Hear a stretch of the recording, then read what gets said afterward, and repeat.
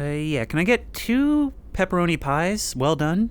There's like a huge party going on at my place with a lot of people and not just me in the dark. Hello? Oh wow, this place is a dump. Hello everyone, and welcome back once again to Gary's Mod. And today, the map we're going to be exploring is the Fazbear Experience. And this is kind of well known on the channel, but before I get going, I feel like I should talk a little bit about my history with this franchise, because obviously it's incredibly popular, and I was never really very into Five Nights at Freddy's. I mean, I played the demo when it came out, I voted for it on Steam Greenlight when that was a thing, but I didn't really enjoy the gameplay, and so I never really experienced it much. I guess this is the map for me. But last year, I explored a map called Fazbear's Forgotten, which was sort of an amalgamation of all the different styles of restaurant combined into one location, and it was a lot of fun, and that prompted some discussions in the comments and me reading a little bit more about the lore and stuff, and I even watched the movie with some friends, and I do appreciate what's there. I really like the idea of this sort of bright and cheery children's memory factory being such a place of nightmares and eventually growing to such infamy by the later games. I believe that's what this map is, something that is meant to actually be sort of a horror attraction that emulates Freddy's. But we can probably read more about that on the wall here. Chronicle Daily, Utah Hurricane, Tuesday, February 7th, 1995. The Fazbear Experience opens, offering dark history of a troubled legacy. The brand new attraction right in our backyard, the Fazbear Experience, featuring the horrid past of Fazbear Entertainment, has opened today in Hurricane, Utah. This museum features the dark and twisted history of all the Fazbear names, animatronics, concealed documents, props, and the true story behind the brand. Follow a guided tour as they take you through the history, from Fredbear's Family Diner all the way to the newest closed restaurant. Animatronics have been kindly donated by Henry Emily, the very same man who spearheaded Fazbear Entertainment. Robert Moore, a longtime fan of Fazbear, is the founder of the Fazbear Experience. You might know him from his generosity in our town, but now you may know him as the creator of the most abnormal museum in all of Hurricane. We interviewed Moore before he opened the business. I've always loved these characters, and to bring that sense of awe and dread into the story is something I've always dreamed of. Of course, I know people won't want to come, especially the parents of those who lost their children long ago, but I want to honor them. I want to make sure that their voices are heard. We wish nothing but the best of luck for Robert Moore and the Fazbear Experience. So here we are. But there's no one else here, so it's kinda like we're urbexing the location itself, huh?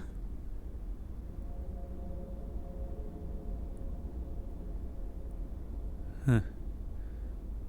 There's a strange tone, almost like the place itself is speaking to us from beyond. I absolutely love this in the story, the idea that it's a pizza restaurant with a dark secret for the first part of the franchise.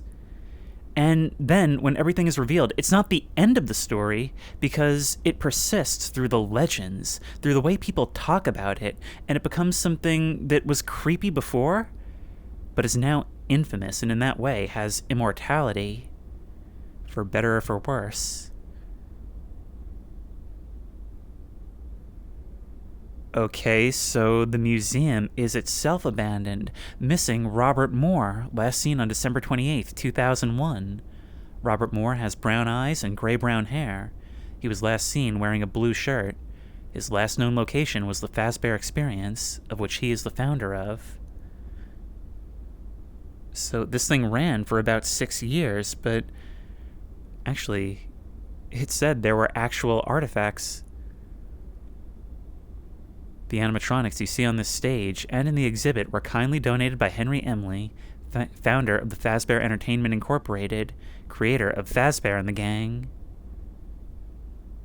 So, in other words, not only did you make a recreation of the haunting, you may have imported the ghosts as well. That is so cool because just like the spirits of the murdered children and others inhabit the animatronics, it's like you've taken the ghosts from the original location and just moved them into a new body here. A representation of the real thing becomes the real thing. 20 tokens for $1. No cash value, non-refundable. You literally just listed a cash value, $1 for 20 tokens. Don't play games with me. Are these children's drawings? I see them. His name is Gabriel. The tears streaking down a featureless face with a party hat. It looks sort of like the marionette, doesn't it? There's Fazbear Freddy pocketing a bunch of cash. And you quite clearly see me, although I don't like that grin on your face. Rules for safety. Don't run, don't yell, don't scream, don't poop on the floor, stay close to Mom, don't touch Freddy, don't hit, and leave before dark. So, even then, they knew. They knew that there was still something here.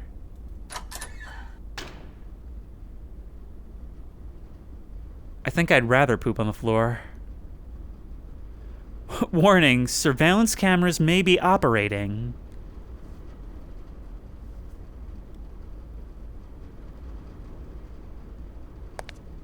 Wow, these things are not well hidden. Look at that. Some kind of transmitter device? And an electronic dictionary. Who just stuffs that stuff in here? Now, I'm wondering if some parts of this map might be more interactive. If that's the case, I may have to use Officer Flat Screen. But we'll see what happens. Let's not stare too long into a cracked mirror. There's a lot of information on these walls, and we need to gather it all before we go in there. Is that barbed wire?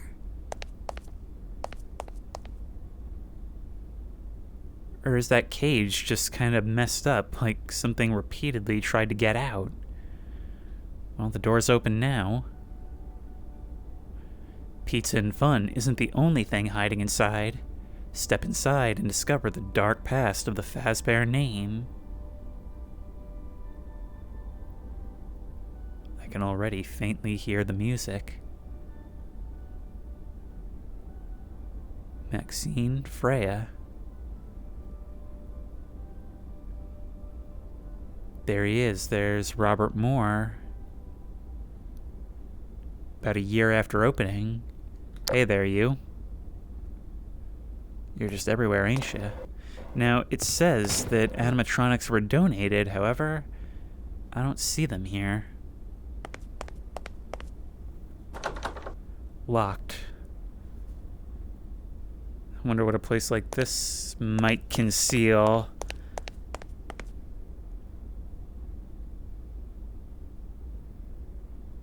As it turns out, potentially lots. Hang on.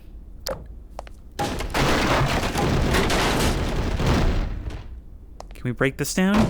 We can!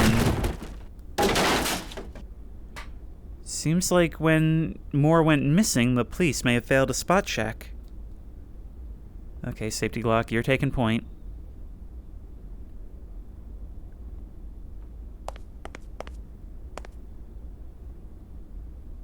Not much to it, though. From the chair stacked up here, you would think that there was an opening in the ceiling, but there's not. It's like somebody was dragged through the doors.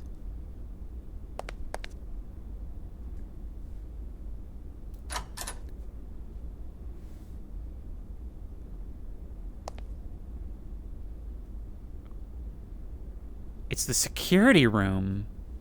Or at least some kind of control room. Yeah, this is probably where they operate the animatronics from. Employee of the month. January, February, March? I don't know why I'm reading them out like there's going to be something unexpected.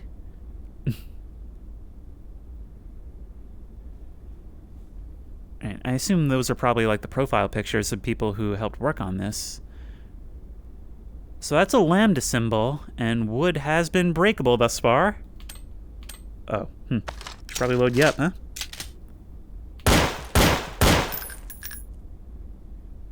No, actually, I'm not sure this is real at all. Yep. Hey, we found the creator room already! Hey, folks. Thanks. Maybe... Ooh. Whoa. There's just a floating corner mirror. Oh, my. That's disorienting. We can turn all the lights off, and in fact, we can trigger different nights. There is some interactivity. And there's the wall of children's drawings. Okay. I'm gonna refrain from really looking at this stuff until the end. However, I'm kind of seriously debating if I should turn the lights off. Let's just do it as it is, and then we'll shut off the lights and figure it out. And that is a very hard choice to make for a first time around. We can crawl around in those very oversized vents. A keep out sign is not going to stop children from running around in there. Although I suppose this version isn't really for children, in spite of all appearances.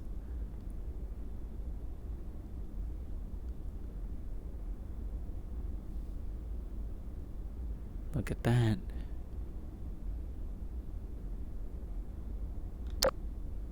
Looks like there's still going to be plenty of reason to use a flashlight.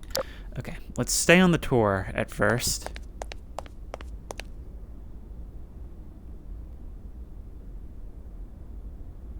Original company document, well, it's gone now. 1985. This set of documents covered up the missing children's incident that began the downfall of Fazbear's reputation. The cupcake mascot, which is not here. Everything's been stolen or removed. 1984. One of the first finished cupcake mascots, based upon the cartoon series. His name is still unknown. Nothing here but some blood, which I guess is to be expected when you're using your fist to punch through a glass case.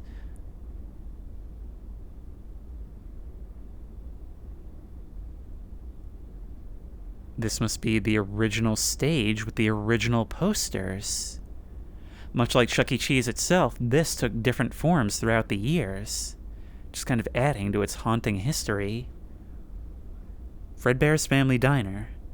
Fredbear's Family Diner started advertising in early 1981, later opening on March 3rd of the same year. Business, at least in the small town of Hurricane, Utah, was booming. This is where it started. The restaurant was shut down on November 5th, 1983, after Henry was arrested for the murder of Charlie Emily. However, he was later released after being proven innocent on March 23rd of the same year. Well, proven innocent and not guilty are two very different things.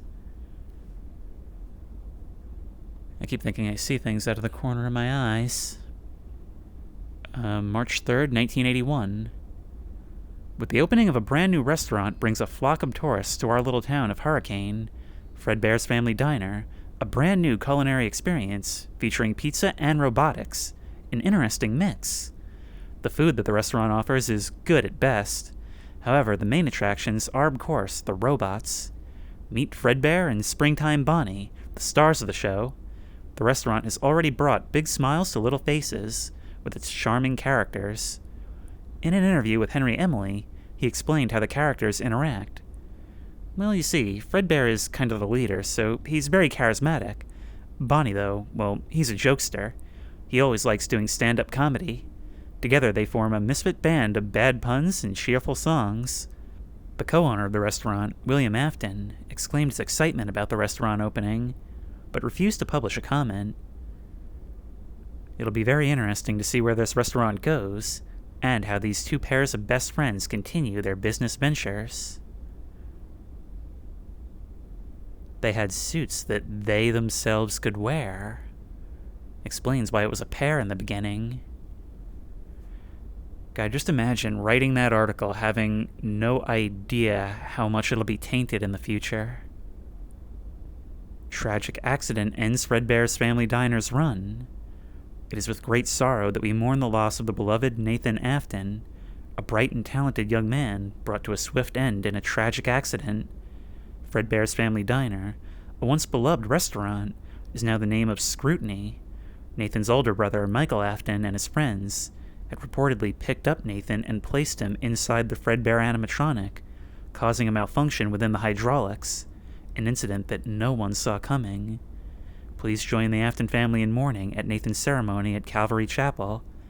As for Fredbear's Henry Emily, the owner has reported that the restaurant will shut down temporarily, but fears that it might not be so temporary. Afton's own son. And in this case, it wasn't even a murder, just a tragic accident that the others will no doubt feel immense guilt for.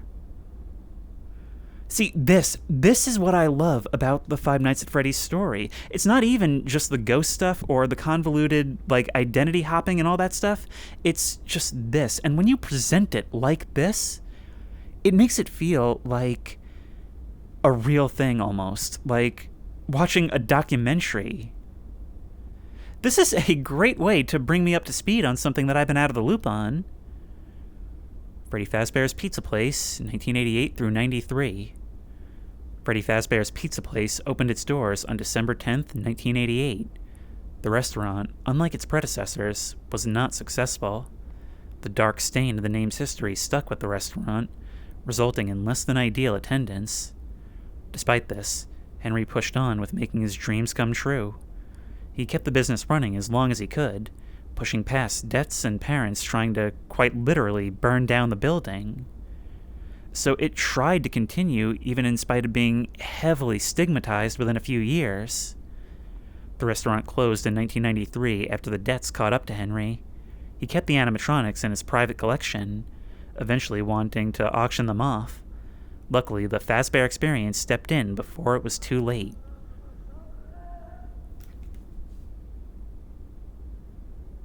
Did you hear that?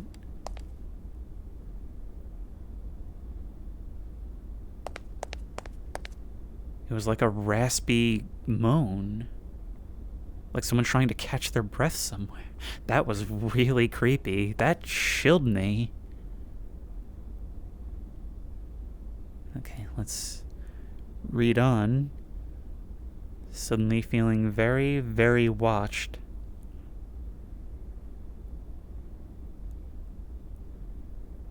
This one is December 10th, 1988. New Freddy Fazbear's Pizza Place opens in Hurricane, Utah. In an effort to amend the name of Freddy Fazbear, Henry Emily has opened another pizzeria. Henry Emily, the founder of the original Fredbear's Family Diner, has parted ways with William Afton. It was a shock to the community, who were fond of Fazbear Entertainment's work.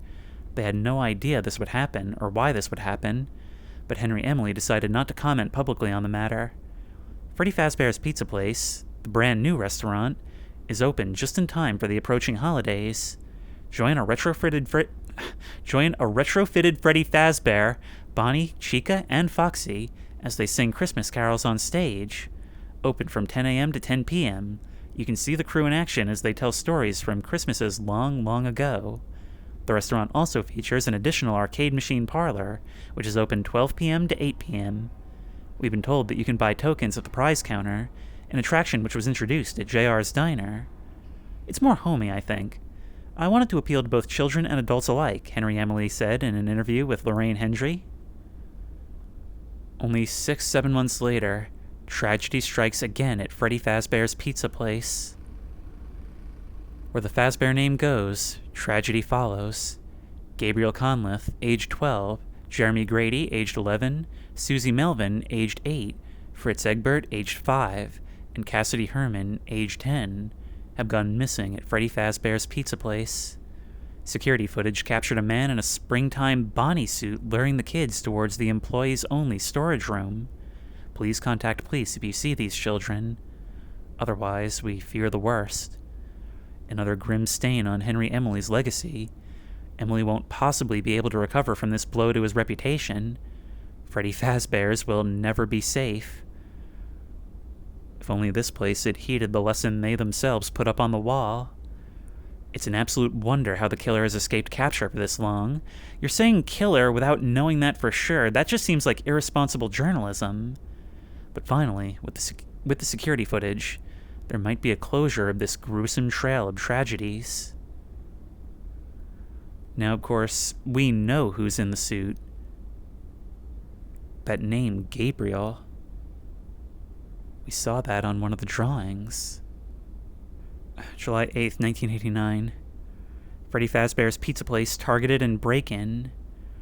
Rose Algren found dead at Freddy Fazbear's Pizza Place. The restaurant was targeted of a break-in last night in which one of the robbers did not survive. Rose, Ian, and Mike Algren broke into Freddy's, reportedly looking for any cash they could find. However, with the business tainted with grief, there wasn't much there. Silver linings, huh? At this current time, there is no conclusive evidence on how Rose Algren passed away, besides that her entire face was missing. Oh, this place has a history of similar injuries, doesn't it? Around the face, there were signs of blunt force trauma. The floorboards were torn up on the stage, a sign that the Algrens were desperate. Mike Algren, 8 years old, however, has been reported missing. Okay, now this is June 20th, 1993. Ghosts of Fazbear's Pizzeria remain at large. Jim Lay, reporter of the strange and mysterious. Early this morning, Hurricane journalist Jim Lay interviewed Ghostbuster Brian Welsh after reports of strange lights, noises, and screaming coming from the Freddy Fazbear's Pizza Place establishment. Brian stated, "You guys need to call someone else." After his unsuccessful attempts at capturing the infamous spirits of children that haunt the restaurant and its iconic animatronics. This place had ghost stories even before closure. When asked about the whereabouts of his fellow teammates, he responded, "Heck if I know. Business has been so slow they've been doing their own thing. I ventured out on this one myself." The night was certainly a hellish one for the Ghostbuster, as the furious spirits kept sabotaging my proton pack and, quote, giggling the whole time. "What are these robots made of?" asked Welsh in a futile attempt to try and melt down the animatronics with one of his gadgets. He also recalls when one of the animatronics supposedly stepped on my trap and smushed it. That's when he ran out and fled to the iconic Ectomobile in a hasty retreat. It seems not even the Ghostbusters are a match for the alleged hauntings of Freddy Fazbear's Pizza Place. Officers have gathered around the restaurant shortly after Welch's departure to keep watch of the building's perimeter to prevent any more trespasses into the establishment. Then finally, July 1st, 1993, Fazbear locations closed for good after years of controversy. The Fazbear franchise has finally come to a close. Freddy Fazbear's Pizza Place is closed today, a bittersweet end to a roller coaster of emotions. Earlier this year, the Fazbear locations in Arizona and Texas closed following the irreversible damage, the tragic murders, the safety concerns, and much more. Henry Emily has decided to step down from Fazbear Entertainment, his announcement being, "I don't think this company can sink any lower. I've tried my best to bring cheer to those young and old, but tragedy always follows in my footsteps. Hopefully, with my old business partner behind bars, perhaps one day I'll be able to set up another restaurant with Fazbear brand characters. Now, though, it's over. Good night, everybody." Henry then proceeded to not answer anything thrown at him. The Fazbear franchise has finally been put to rest, but with the disappearance of William Afton a couple years ago, it's hard to say if it will truly ever end. Well, not if we won't let it die. What do you mean, disappearance? Didn't it say with him behind bars? So I guess at some point he was found out and arrested for the murders, but what then? There's a huge gap here, and these statements don't sound like they come from the same time. Only 2 years later, this thing opens. Maybe that's the real mistake, is that people keep trying to make this work. There's Fun Day at Freddy's, and Homer Simpson was there, apparently. Ooh, a Help Wanted poster. Vintage. Freddy Fazbear's Pizza Place, family pizzeria looking for security guard to work the night shift. 12 a.m. to 6 a.m. Monitor cameras, ensure safety of equipment and animatronic characters. Not responsible for injury/dismemberment, $120 a week. Oh yeah, totally worth it. Totally worth it. No, things are a bit more open-ended. This is more gallery style than a simple walkthrough. VHS tape, one of the episodes from Fazbear and Friends. A calendar, a themed calendar that was sold at Freddy Fazbear's Pizza Place from 1988 to 1991.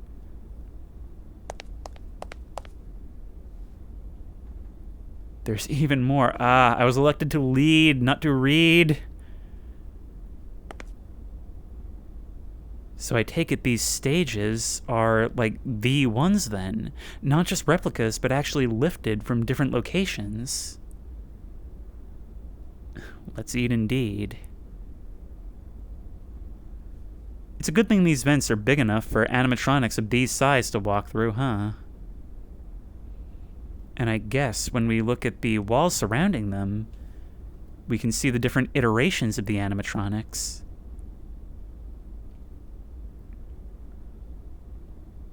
When is this from? October 27th, 1984.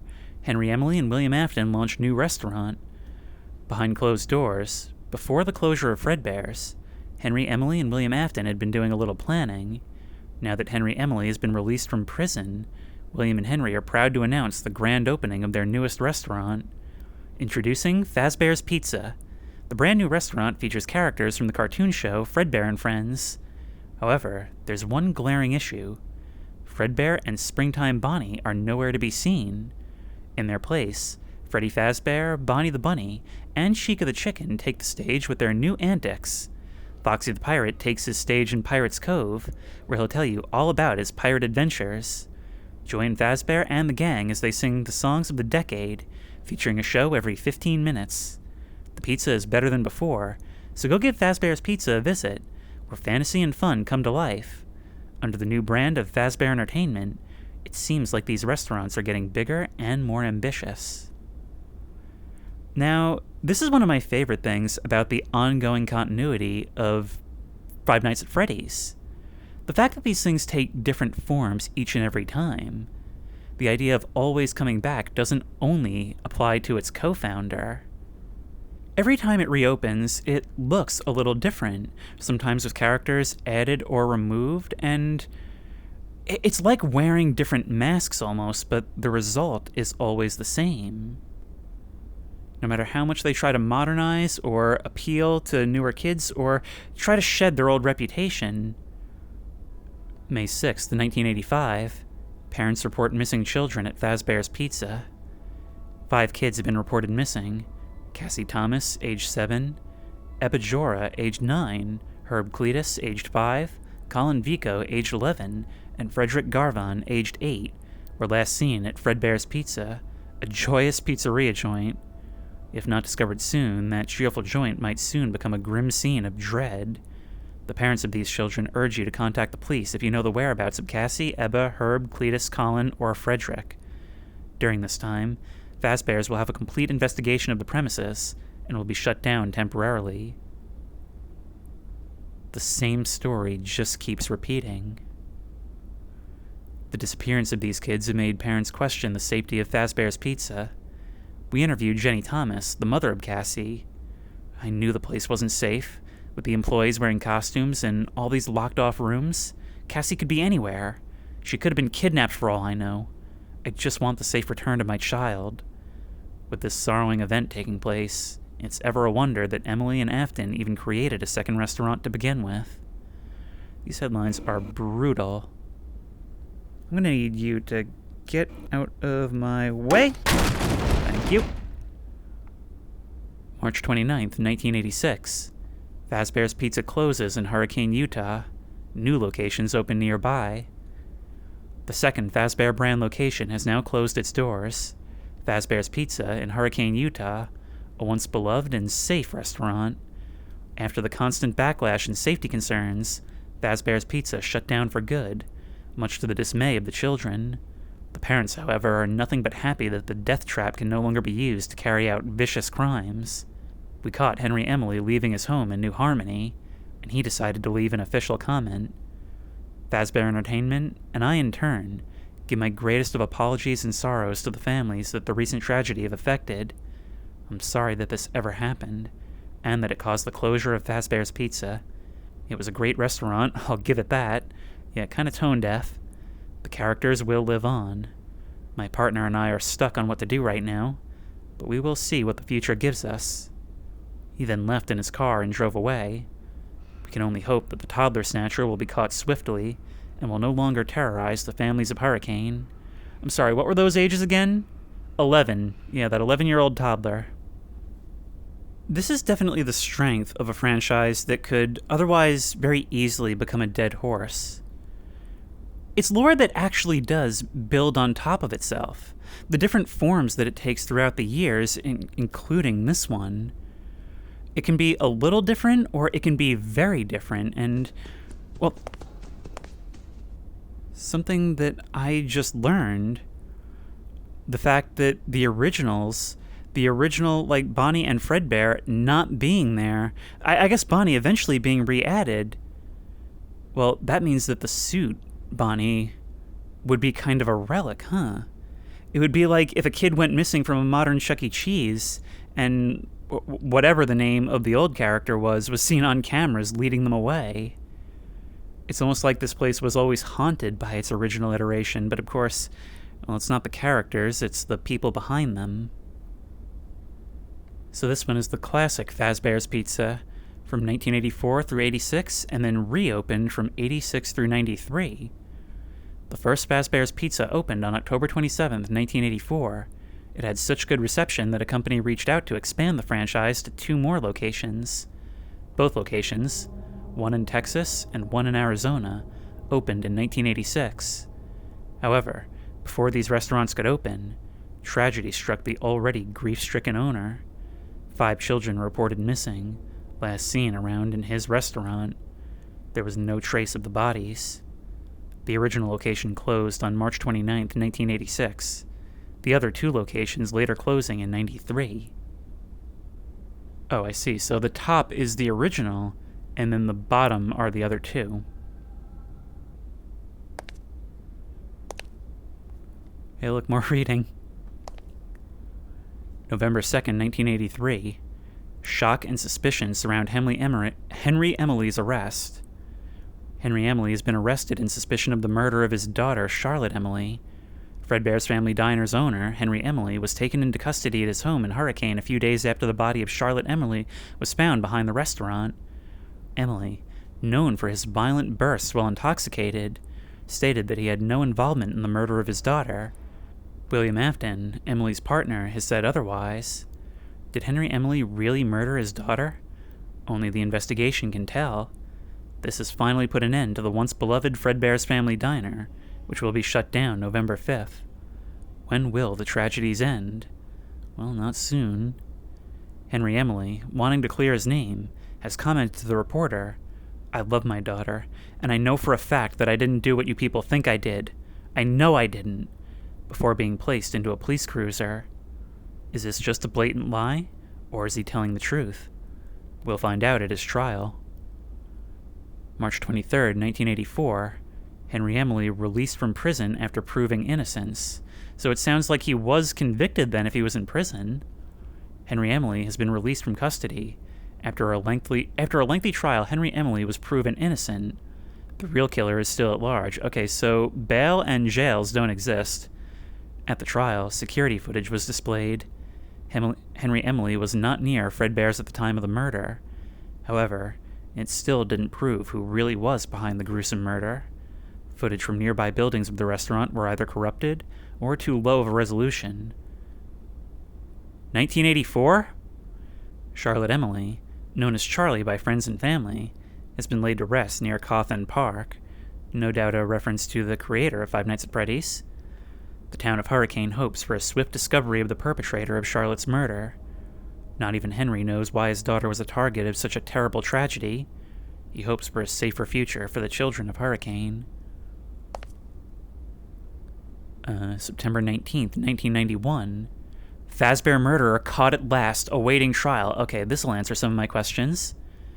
William Afton, the ex-co-founder of Fazbear Entertainment, has been arrested and is set to face trial on November 16th. William Afton will be tried with a possible 15 first-degree murder charges. Hurricane Police Chief Clay Burke searched Afton's home with a warrant and found sufficient evidence. In the basement of Afton's home was the springtime Bonnie costume, seen luring kids to the back rooms. Also found were knives, which forensics concluded had the skin cells of the missing children. Alongside the weapons were various plans, his methods of hiding the bodies, how Afton would carry out the murders, and how he would get away. It was nothing short of incriminating. The residents of Hurricane, Utah wish nothing but for Afton to receive the death penalty. We will see what happens when the time comes.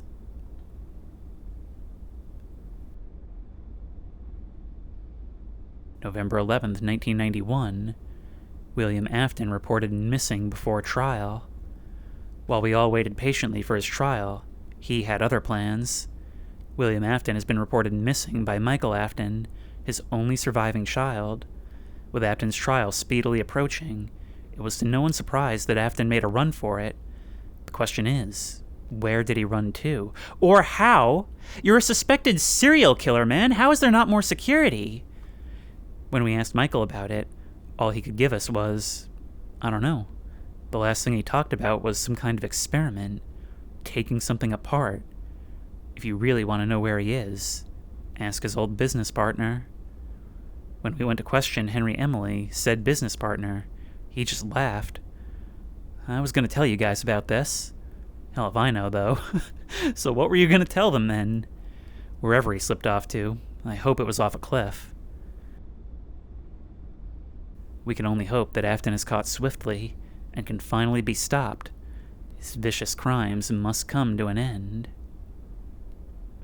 I imagine that this is something a little bit more on the paranormal side of things, something which he would have to have been aware of. I mean, these ghost stories, they started swirling even after the first set of disappearances. But now?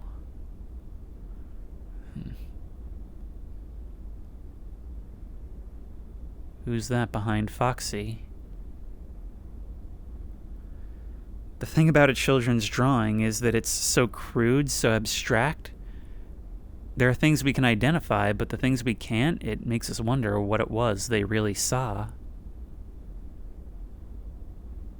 That's the other side to Five Nights at Freddy's, the fact that the victims were primarily children, in a place designed to appeal to children, and someone in charge of all of that who basically took advantage of their inherently trusting nature.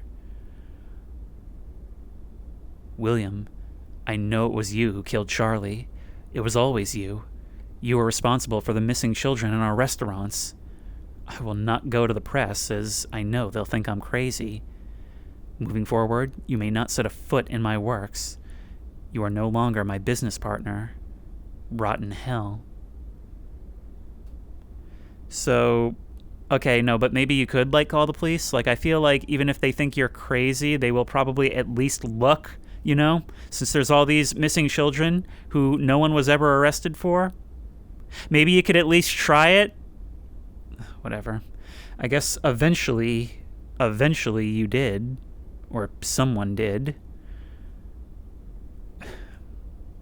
But that confirms what I was thinking. He was let go, and then came back for one last round.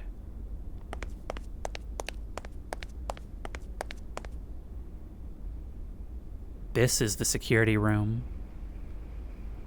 It shows our location, the layout, and with these reinforced windows. Kind of makes me think that Mr. Moore kind of knew that this would be necessary. We can close the vents. Although if I know Five Nights at Freddy's, that's quite temporary. We can close the doors. Yeah, look at that. It's all very interactive. Everything works. Now, I believe this was actually the setting of Five Nights at Freddy's 3, wasn't it? I've only played the first one, but I know it had something to do with that, or it was either that or a horror-themed attraction based on it. And maybe they're one and the same. We can even open the drawer and see all the used soda cans.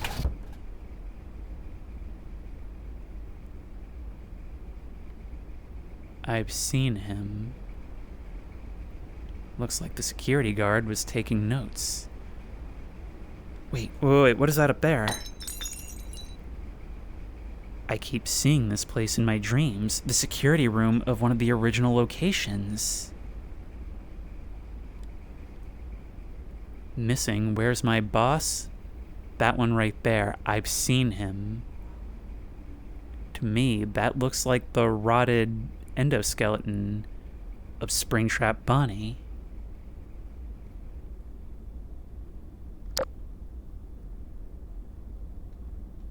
Genuine merchandise for sale here. These must be tokens and tickets.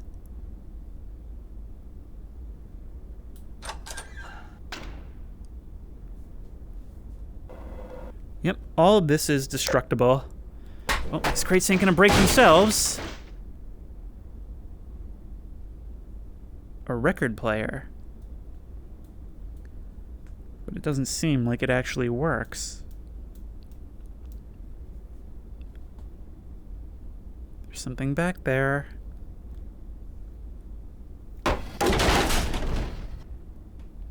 Hey, you.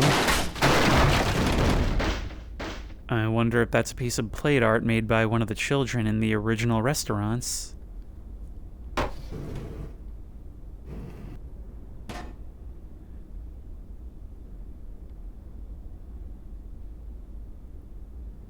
This place is so eerily silent.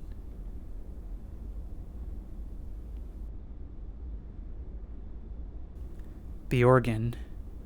Freddy Fazbear's organ was only found in one location, the Fazbear's Pizza in Texas. The organ was designed by Henry Emley, who wanted to bring a little more fun theming to the restaurant. However, issues arose when Fazbear Entertainment was sued by Creative Engineering, another company running an animatronic pizza chain. They claimed a lawsuit for copyright infringement in 1989. I'm not sure you can own the concept. Oops, we've lost our footsteps. So where to from here?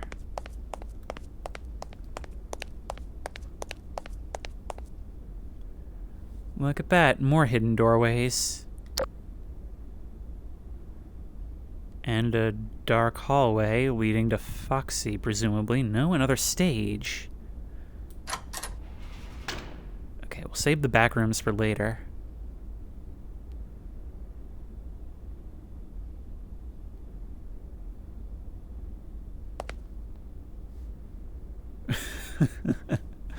The pizza is a lie. Nice Portal reference, but also, I love the idea that Phone Guy is literally a phone.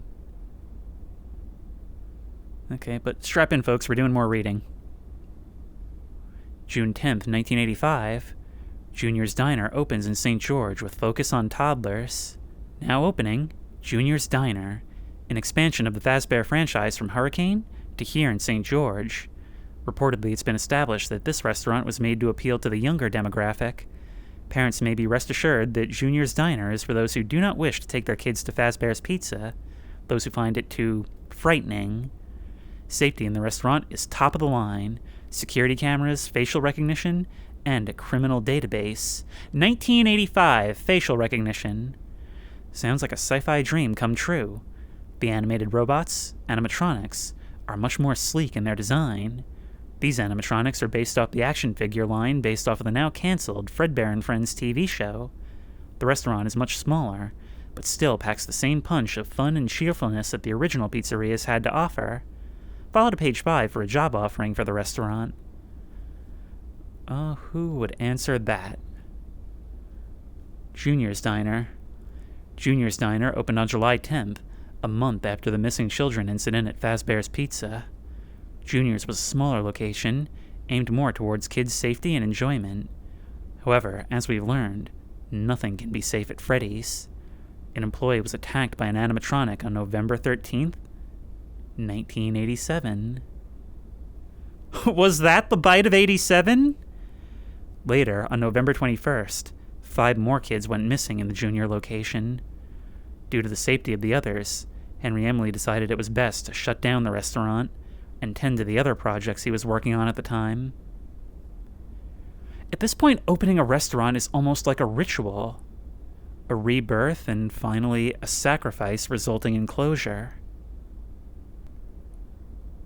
The framing of all this is so cool. Like, it's something that's being presented as a horror story from the past, but it just won't stay dead.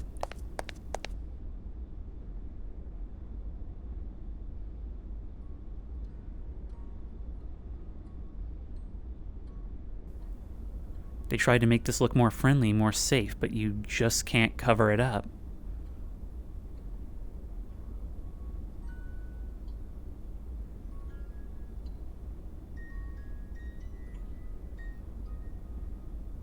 Gabriel?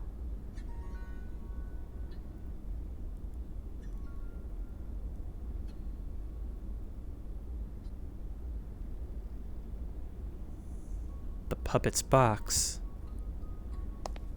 First introduced at Fredbear's Family Diner as an entertainer for those more frightened of Fredbear and Springtime Bonnie, Henry Emily came up with the marionette, later dubbed the puppet.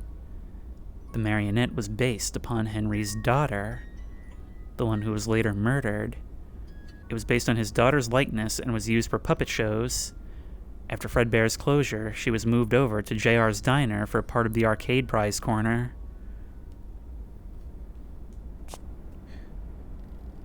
Okay. That was a start and then relief.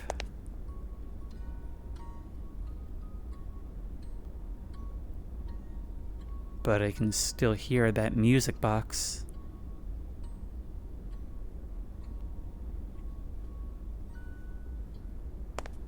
It says exit. But there's nowhere else to go.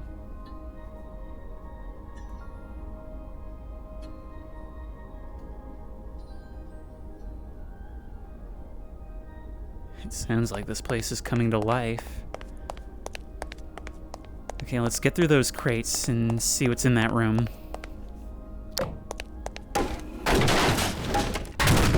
Ow. Breaking down boxes is dangerous work, folks.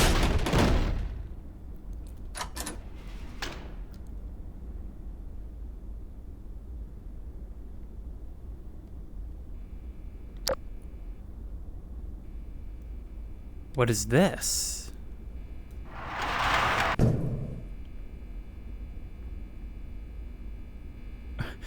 The original rules, Fredbear says, when wearing your Springlock suit, don't run, don't get wet, move cautiously, don't do backflips, don't scare the kids.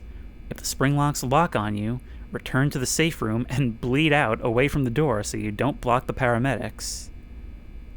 Children first, safety second.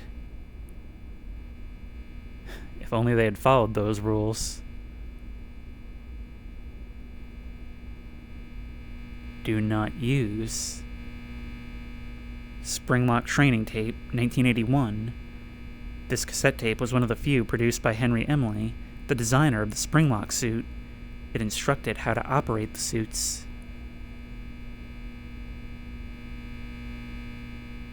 Am I to understand that there was a Springlock suit kept here? Looks like somebody took the advice. One of the first finished Springlocks, used for testing the mechanism in certain situations.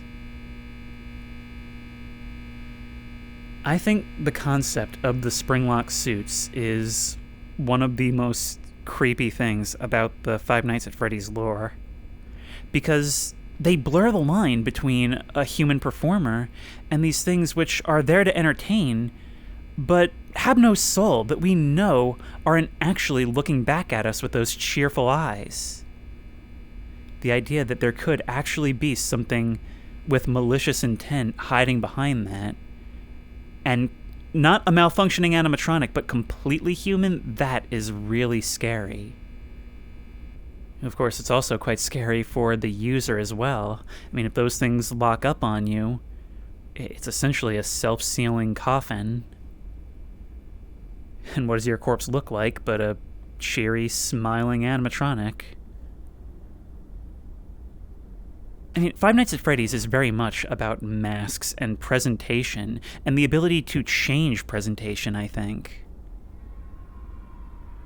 I know that this game gets a lot of flack because it's popular among children, and sure, there are certain aspects that could maybe stand to be a bit more subtle and more grounded. I won't even say it needs to be more grounded because the stuff with the ghosts and all is still really creepy. I really liked in the first game how it was presented as these animatronics, they get a little quirky at night. There's some kind of malfunction about them. And over time, you observe their behavior. You observe the way your phone guy kind of becomes less sure about the whole thing, and it becomes clear that there's something going on here that even your superiors don't really understand. It wasn't grounded, but it was subtle in the way it was presented, and that was really creepy. I think over time, maybe it explained too much too directly. I think that's the problem.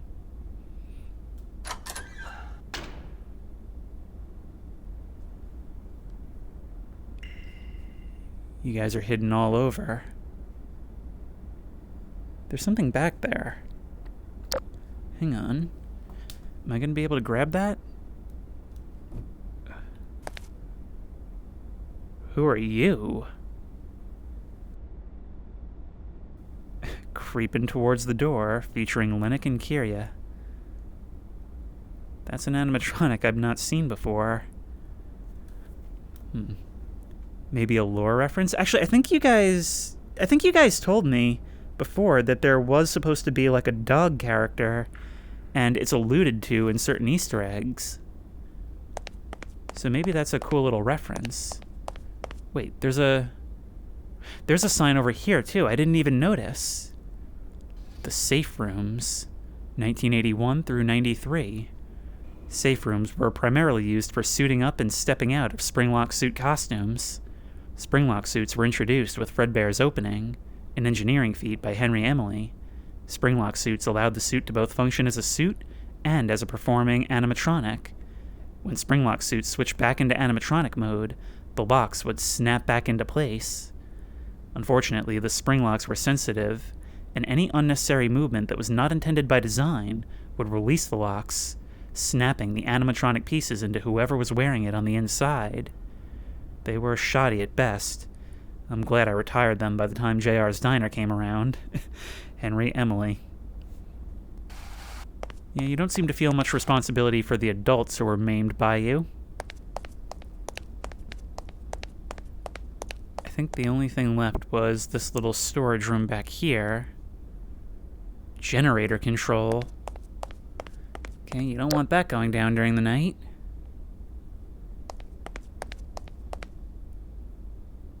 But I think the only thing left now is to crawl around in the vents, which is the worst. But I'm assuming they just lead to places we've already been, right?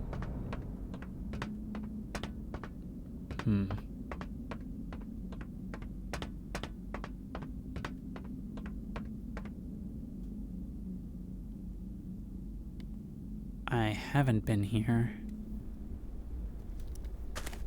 An abandoned office?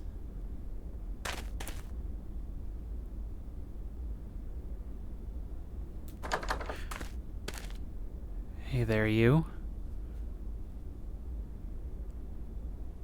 A poster for a movie that never came, and somebody drew the cupcake.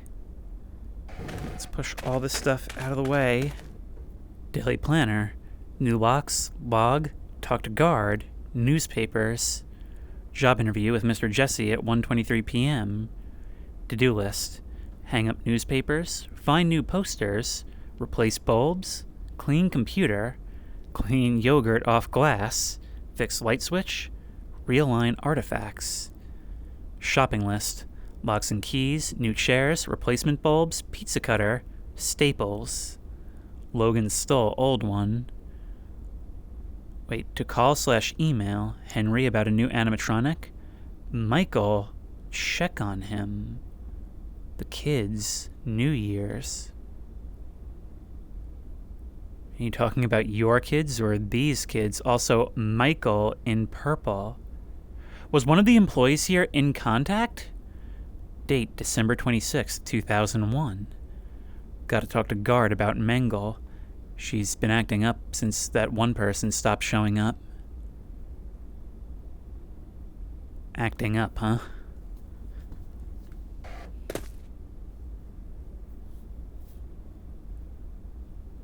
Fazbear Experience grand opening. Yeah, no. Seems even the Fazbear Experience is hiding secrets of its own. I just think that is so creepy and cool that this is just another resurgence of the same thing it's trying to be a museum of. It may be its most distinctive form, but it is a form nonetheless. And, you know, it's only now that I realize just how cohesive the themes actually are in Five Nights at Freddy's. This was great for me because, I mean, what better way than a museum to explain all this history that I hadn't caught up on? And it presented it in a way that is so true to the source material, the kind of place that just feels cursed, that just feels touched, even if it's essentially an attraction trying to emulate what, at this point, is now out in the open. But of course, the whole story isn't, because it kind of resists the urge to go too over the top, like I feel like some of the later story does. It doesn't go into the ghost stories. It alludes to them, and it certainly feels like they're here. But it's a museum of the murders and the history of the restaurant first and foremost. It's exactly what I would want from a map like this, in that it's not just a collection of fan service, except as far as something like this really would be. It is absolutely dedicated to being what it is, which is... It's like I described it earlier. It almost has the cadence, the tone of experiencing this story not from the terror of the moments themselves, but from, like, a creepy documentary, a retrospective on everything that's led to this point. Except, unbeknownst to the creator of this, the story isn't over. Not gonna lie, this map might be my favorite piece of Five Nights at Freddy's media. Ooh, but there's actually a vent opening in there. We can get in there. Let's try it.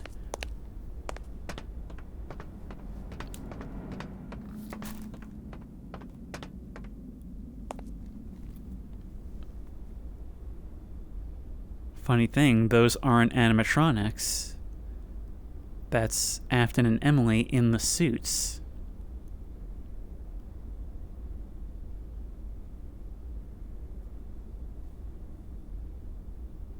Huh. Well, I guess the only thing to do now is to head back to the creator room and see what happens if we start the night.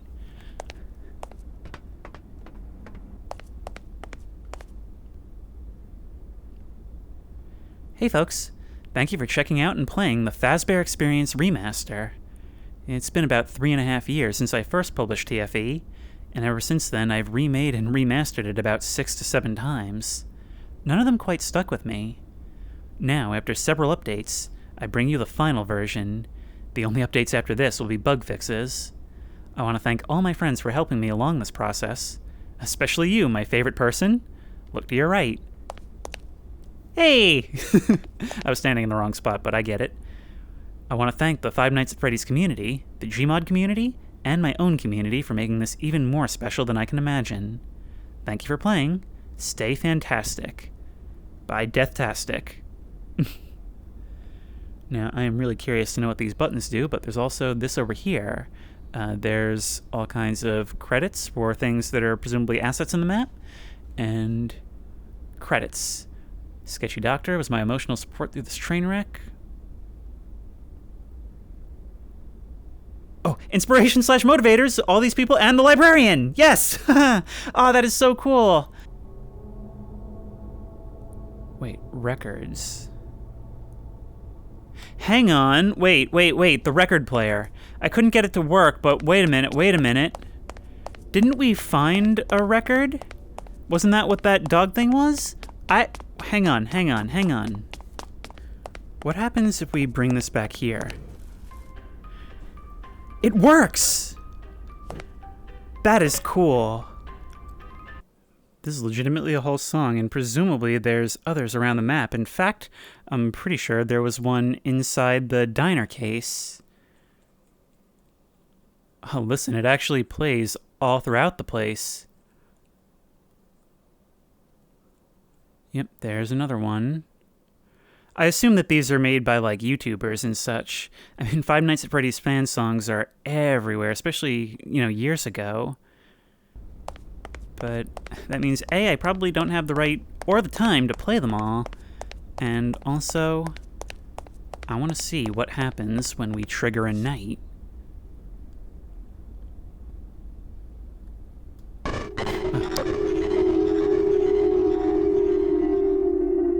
I think we should get to the security room.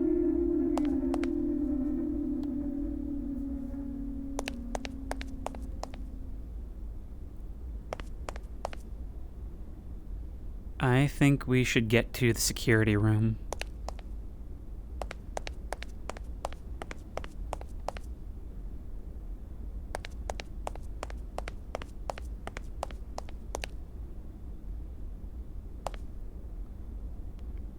Oh, I don't like this.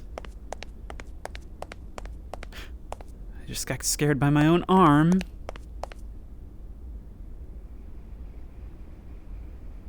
I don't believe that. These cameras are actually working. I mean, they were before, I think. But even still. I can barely see them, though. And I don't know why I thought shining my light at the screen would help.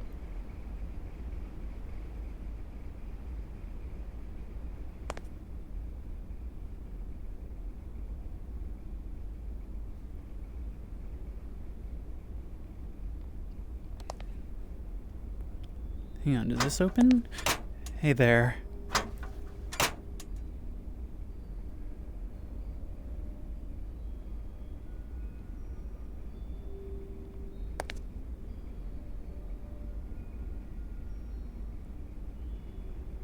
I can hear that music playing. That music box from somewhere.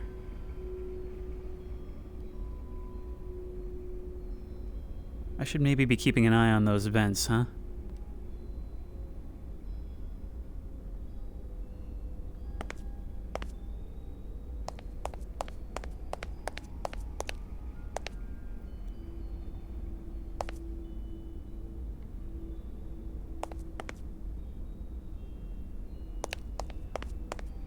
Dude, if we can actually just play Five Nights at Freddy's in this, this is truly the ultimate experience.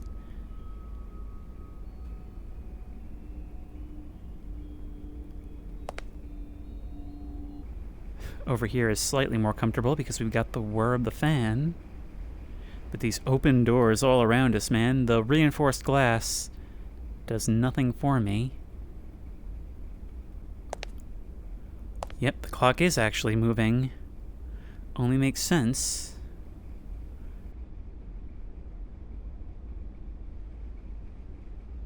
Did I just see something? I honestly can't tell if I did. I've spent so long just going through a museum that I have no idea how to react now that it may actually be a horror game. I don't know if it is. I can't see what's on these screens, man.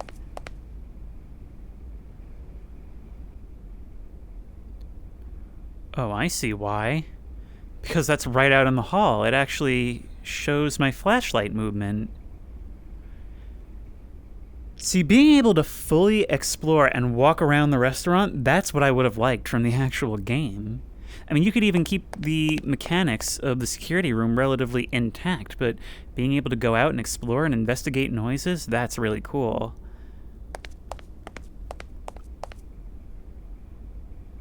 Speaking of, I keep thinking I hear noises.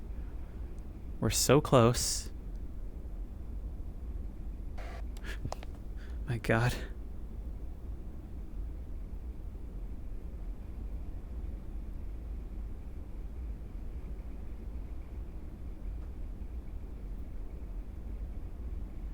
Wait, no. Every screen shows the same place.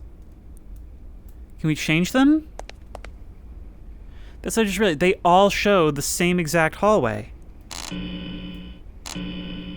Oh no, I've been looking at just one thing and it was too dark to tell.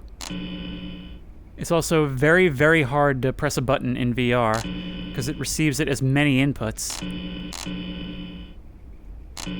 Well, that adds an interesting dimension.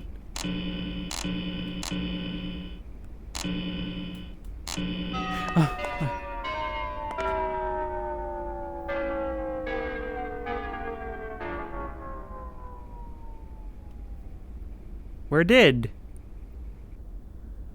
Night 3.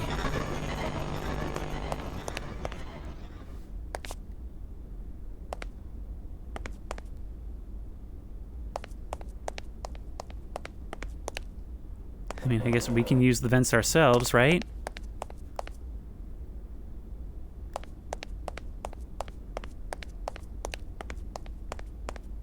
And it couldn't hurt to have a look around while we had the mobility.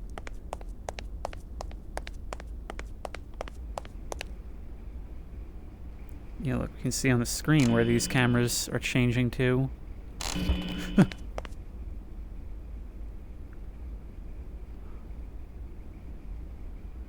Okay, I think I opened the drawer. I think that was what happened. Oh my God.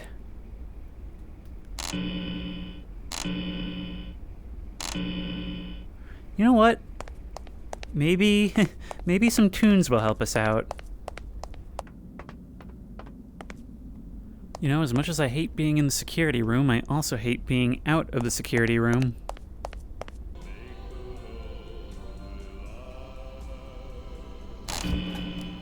What a corruption it's been, this place throughout the years.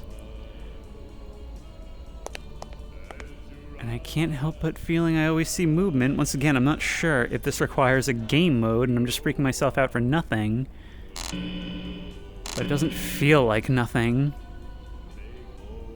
Something that's always worked about Five Nights at Freddy's is the way it twists the child-friendly establishment into something so dark and awful. And that's not a new concept. It's something a lot of things have done, but, you know, I always talk about how the animatronics, they look like they're genuinely meant to appeal to children. It's not a place that looks like it's supposed to be creepy for creepy's sake. I mean, sometimes we find it in a fallen and dilapidated state.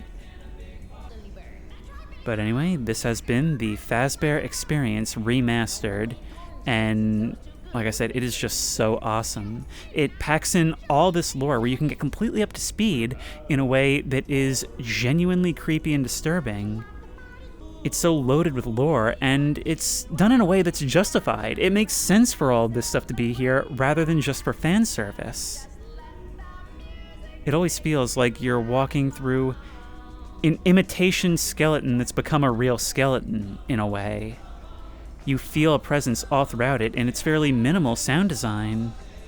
It's got fairly minimal sound design and ambiance, but it's there just enough to occasionally startle you slightly and make it feel like this place, too, is... Oh, hey, we made it!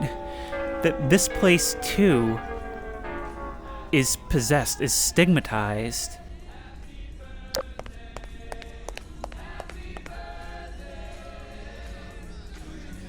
That even a place meant to emulate the look of something that has now been brought to the light isn't free of just the stain on the Fazbear name and brand.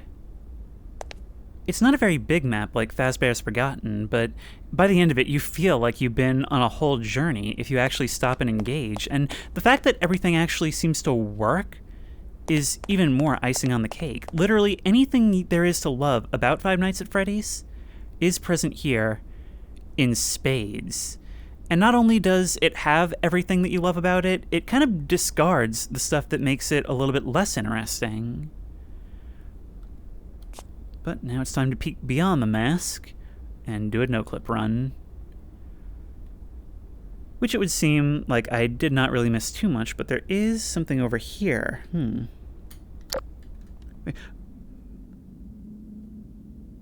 Hello, you and your friendship cactus. What is this? 30 greatest. Is that a record that can be played? There's even a camera in this vent. Other than that, though, it seems like we found pretty much everything, most of the secrets on our own. This map has actually made me realize that a big part of what makes FNaF so creepy, and what makes it so... what gives it that feeling of dread that you associate with it and these old images, is the fact that so much of this story is told secondhand.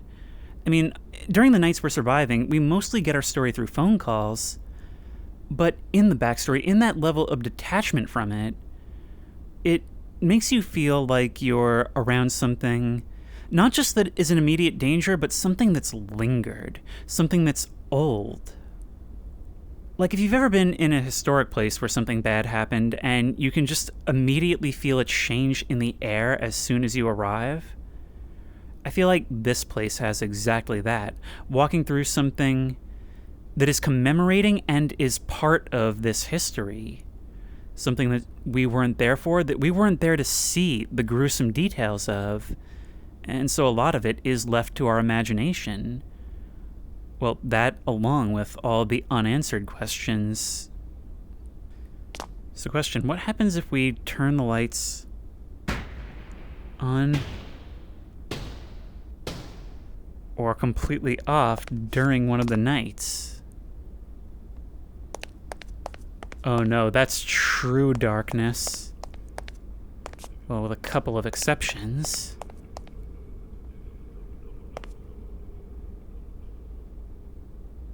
That's even more terrifying. Only the stages remain lit.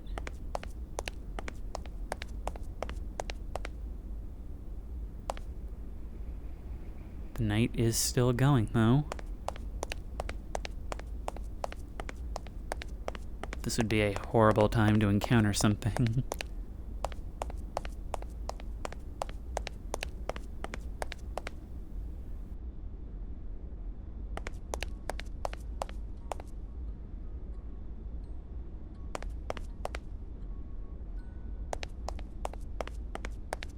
Okay, I think I've spent quite enough time here, and that my pizza should probably be ready by now, right? How long has it been? I've actually just realized there is a fated 6th night. What happens if we set it to night 5? It said on the workshop page that there should be phone calls each night, at the beginning of each night. But I guess they're not working right now, at least for me. Well, anyways, one would think that my pizzas would be ready by now, but I guess not. So, if you like this video, please remember to like, comment, and subscribe for more creepy and comfy content. If you have any ideas for other videos you think I should do, the best place to suggest that will be at the Discord, which I will link in the description. If you want to try this map out for yourself, that link will also be in the description. If you want to support me on Patreon, that link will be in the description. And as always, I will see you in the next one. Because I always come back. And I better get my pizza, too.